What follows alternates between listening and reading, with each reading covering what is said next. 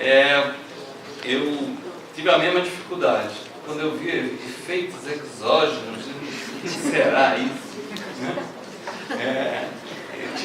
O primeiro desafio é saber do conceito de receita. Então, no final, cheguei à conclusão que são os efeitos dessa decisão em outros tributos, em outras áreas. Tá? Então, na verdade, nossas palestras, eu morrendo de medo de ter que esgotar totalmente o meu tema, mas elas são complementares, então de uma outra forma. Essa decisão é um grande paradigma para o direito tributário brasileiro, porque ela mudou a nossa maneira de tratar. Sempre, se no banco de escola aprendi os tributos que estão por dentro, os tributos por fora. E os tributos por dentro compunham a receita. Essa foi a maneira que nós sempre tratamos os tributos. E a maioria do ordenamento brasileiro está concebido sobre esse paradigma. Eu nunca soube por que nós não adotamos a forma de outros países. Os Estados Unidos tem aquela história, quem já viajou ver, o preço é tanto, quando você vai pagar, o preço é maior porque tem os tributos. Eu encontrei no livro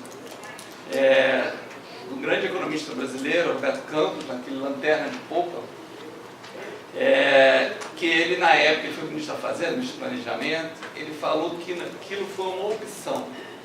Na década de 60, na época da criação do ICMS, do Código Tributário Nacional, essa lei 4.506, que é uma lei municipal primeira, ele defendendo que ele achava que os contribuintes brasileiros não estavam maduros o suficiente para entender que o preço ia aumentar com impostos. Então ele achava, do ponto de vista, ele é um economista, do ponto de vista de arrecadação, era melhor que o sistema tivesse com impostos por dentro.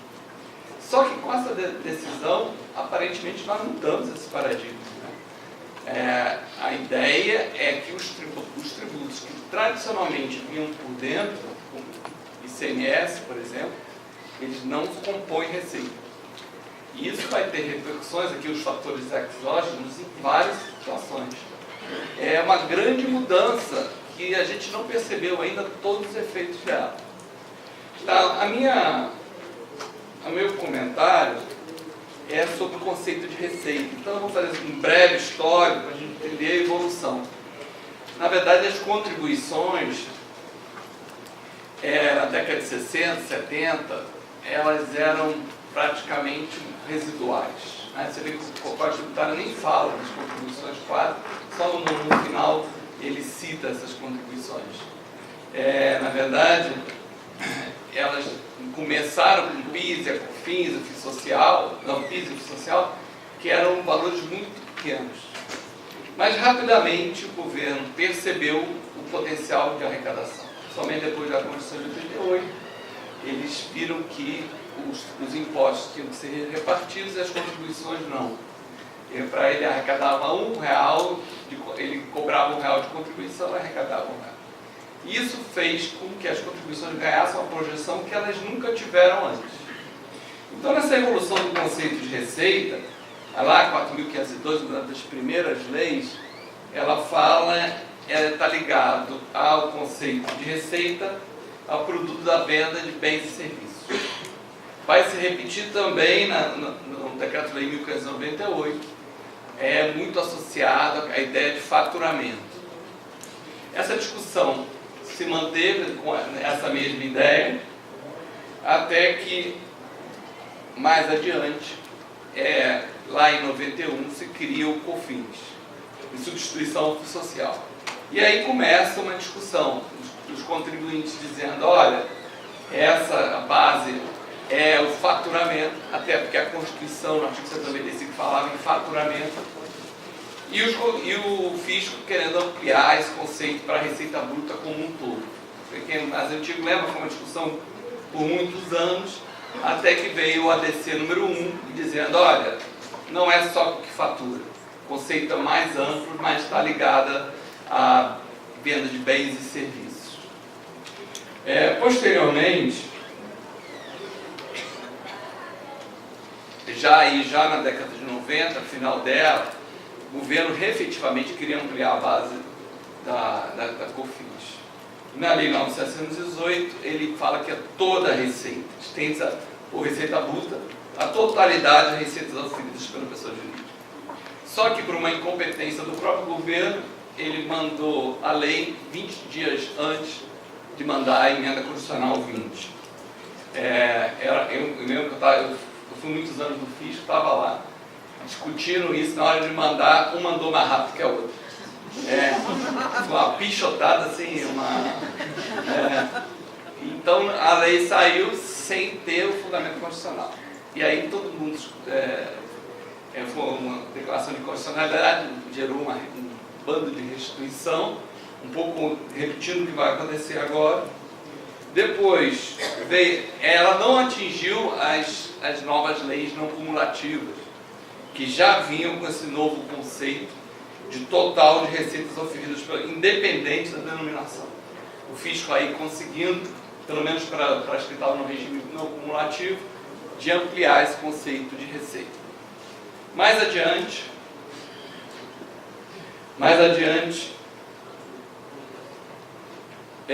surge a contribuição previdenciária sobre receita bruta, que também tem a ver com o conceito de receita, e eu vou tirar algumas conclusões mais adiante. Ele primeiro saiu numa redação, mas depois, posteriormente, foi alterado em 2011 para dizer que a definição de receita bruta para essa contribuição previdenciária tinha a mesma concepção do PIS/COFINS, ou seja, era a receita como um todo, não mais ligada à venda de bens e serviços. Mais adiante ainda, e essa foi uma grande mudança, veio a Lei 12.973. E aí ela não fala mais só de venda de bens e serviços, introduz o inciso 4, altera o antigo Decreto-Lei 1598 e traz uma nova terminologia. A receita é da atividade objeto principal da pessoa jurídica, não compreendida no outro. Então ela deu uma amplitude que realmente hoje em dia está bem claro que alcança quase tudo. Então esse é o conceito de receita, e aí vem a decisão do Supremo, o RE 547706, já comentado aqui anteriormente, e ele vai dizer, olha, isso aí não os impostos, o ICMS não inclui isso na receita, ele não é receita. E diz que não importa se aquele valor não é pago. Né? Isso é uma grande novidade, que nós vamos ter muita dor de cabeça com isso no futuro. Essa decisão fala, sujeito passivo não fatura ICMS. Ele seria um mero agente de arrecadação. Um pouco trazendo aquela ideia parecendo com o imposto de renda na fonte, que eu sou obrigado a reter e repassar. Essa foi uma nova concepção, nós nunca tínhamos visto isso dessa maneira. E ele fala, isso não é receita, não é fatura, mas tem que obedecer o princípio da não cumulatividade. E aí ficou um dilema, o governo falando, não, mas ele não recolheu esse valor, porque ele compensou. Aí a ministra Carmen vai deixar, eu acho que a meu ver está muito clara na decisão, que tem que excluir tudo, independente da possibilidade de crédito. Isso vai dar muito problema, por quê? Na hora de implementar isso, eu excluo do débito, mas esse débito gera o crédito seguinte. E quem recebeu se acreditou. O fisco vai brigar a cada palmo, né? Cada polegada por isso. Ele vai dizer que você não pode aproveitar porque você se aproveitou do crédito na etapa seguinte. Esse é o grande desafio, como aproveitar. Tem dois grandes desafios no aproveitamento. É a questão do crédito, tanto no insumo dele, quanto na etapa seguinte. No PIS/COFINS importação, que é o exemplo anterior, muita dificuldade, porque a argumentação do contribuinte era exatamente do fisco era exatamente essa. E a segunda, você vai ter que aproveitar em 5 anos. Esses são os dois desafios, com o embate que vai surgir agora com a Fazenda, porque os valores são impressionantes, né? As grandes empresas brasileiras estão na casa de bilhão. Como é que eu aproveito isso em 5 anos? Eu tenho que ter débitos suficientes, né? E com a velocidade que eu consigo, hoje em dia não pode mais pedir só perto desses valores. Você tem que entrar com compensação, débito a débito. E se você entra débito a débito, quanto tempo você tem você consegue fazer esses 5 anos, e agora os contribuintes pensam em incorporação, aproveitamento de outras formas, cheio de planejamento surgindo dentro do mercado para isso.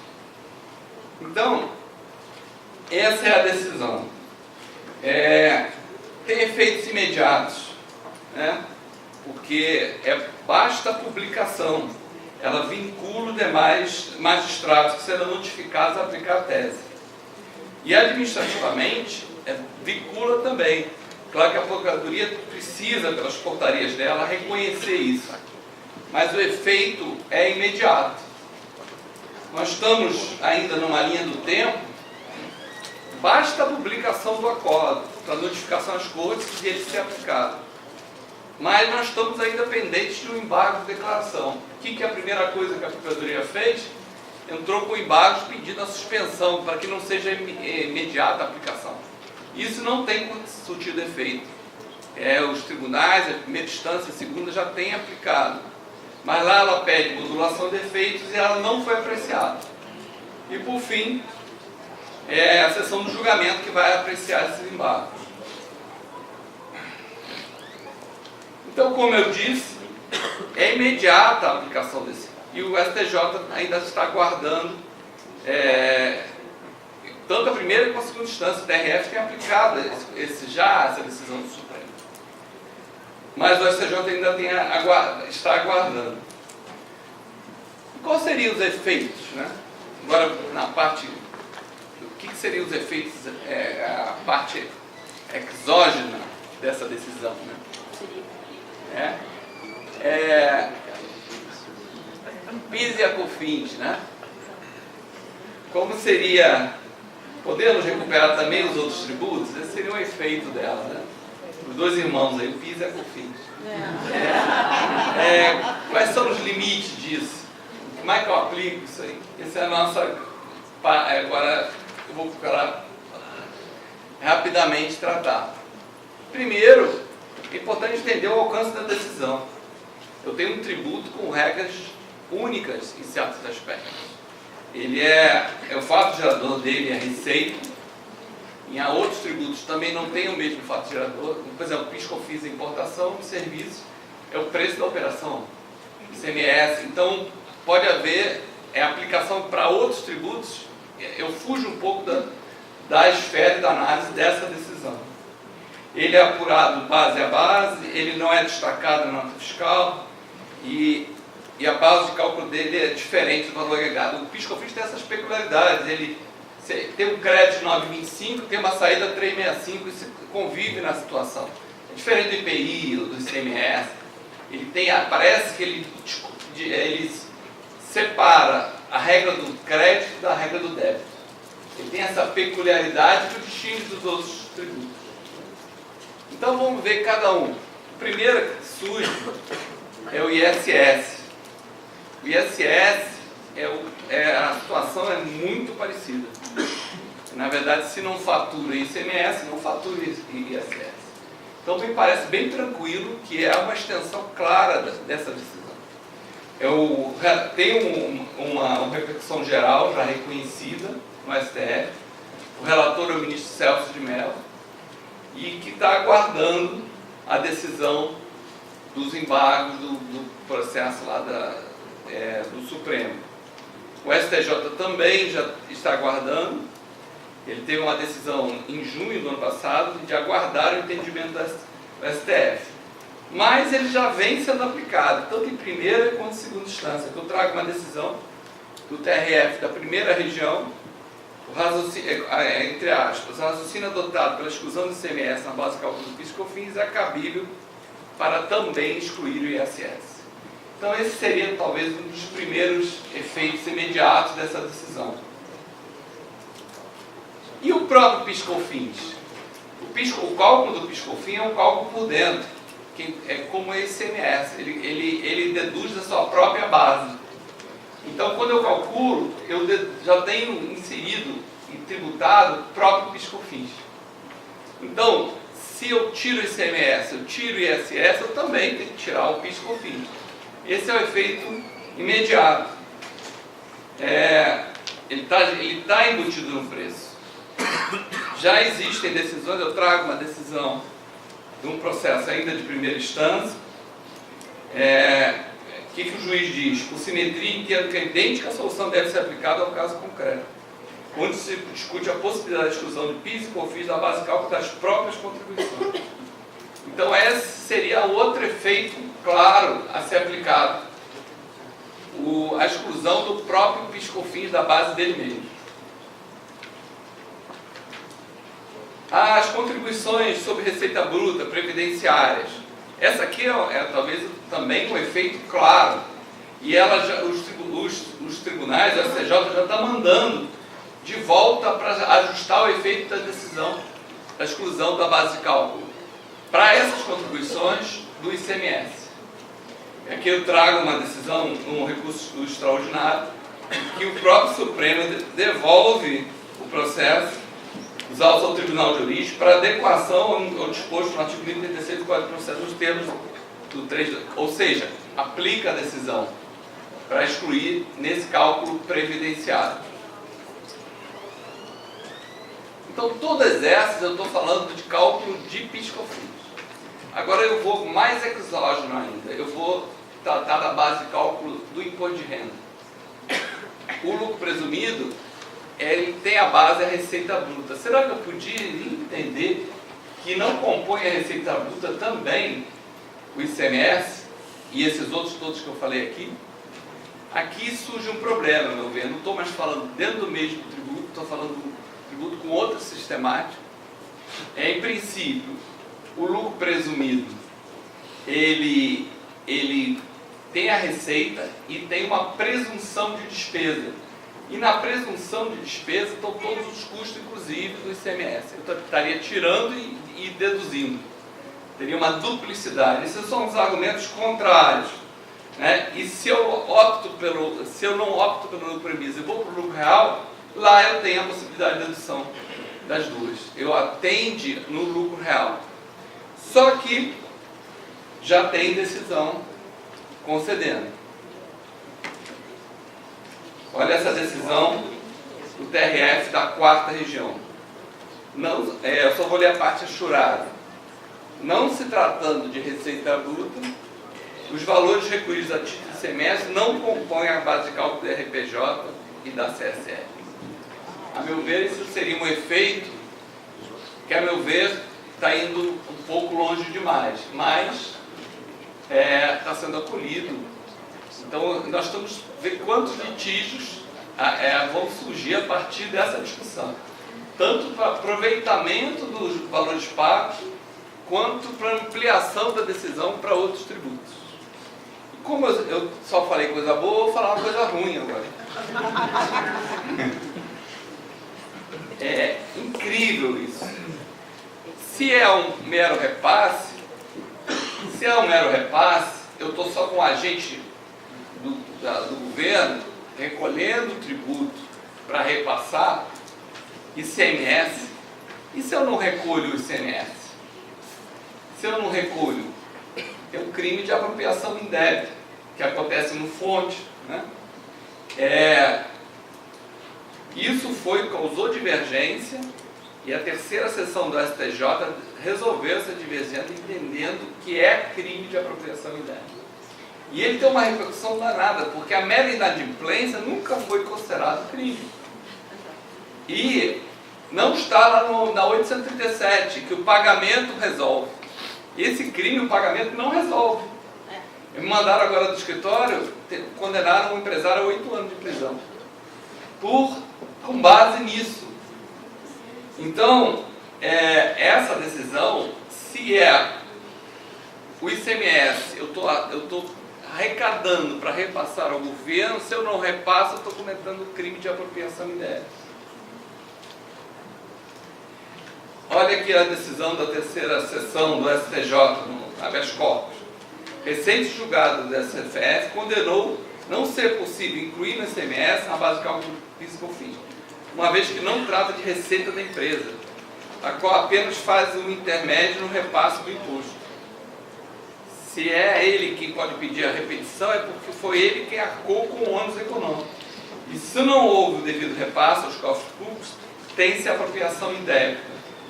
do artigo 2, inciso 2 da Lei 837. Aqui começa aí os penalistas que vão discutir daqui para diante, né? Será que eu posso prender alguém por dívida? Né? O próprio STF, a súmula 25, que não há possibilidade de prisão por depositário infiel.